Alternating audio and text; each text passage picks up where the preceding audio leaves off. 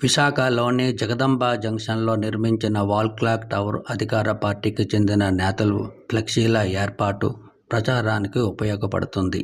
అభివృద్ధిలో భాగంగా మాజీ సీఎం జగన్మోహన్ రెడ్డి ఆధ్వర్యంలో కోట్లు ఖర్చు చేసి నిర్మించిన వాల్ క్లాక్ కొందరు ప్రచార పిచ్చిగాలకు అడ్డంగా మారింది. ప్రతి చిన్నదానికి కూడా ఫ్లెక్సీలను ఏర్పాటు చేసి అందంగా కనిపించే టవర్ను అందవికారంగా చేస్తుండటంపై ప్రజల నుంచి సర్వత్రా విమర్శలు వెల్లువెత్తుతున్నాయి.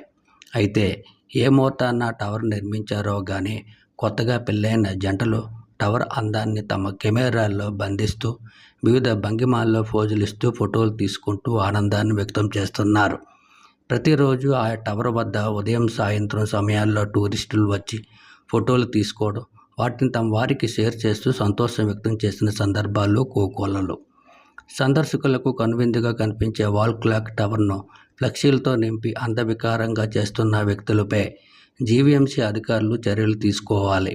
కూటమి ప్రభుత్వం అధికారంలోకి వచ్చి సుమారు 15 నెలలు కావస్తున్నా ఇష్టానుసారంగా ఫ్లెక్సీలను ఏర్పాటు చేస్తున్న వారిపై ఒక్కసారి కూడా చర్యలు తీసుకునే పాపానికి పోలేదనే విమర్శలు సర్వత్రా వినిపిస్తున్నాయి.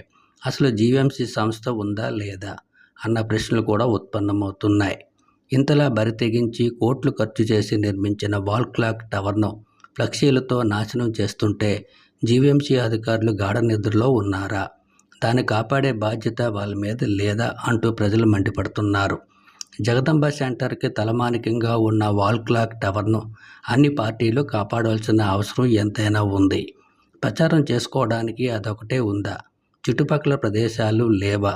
వాటిల్లో ఫ్లెక్సీలు ఏర్పాటు చేసుకుని ప్రచారం చేసుకుంటే ఎవరు ఎవరిని ఏమీ అనరు.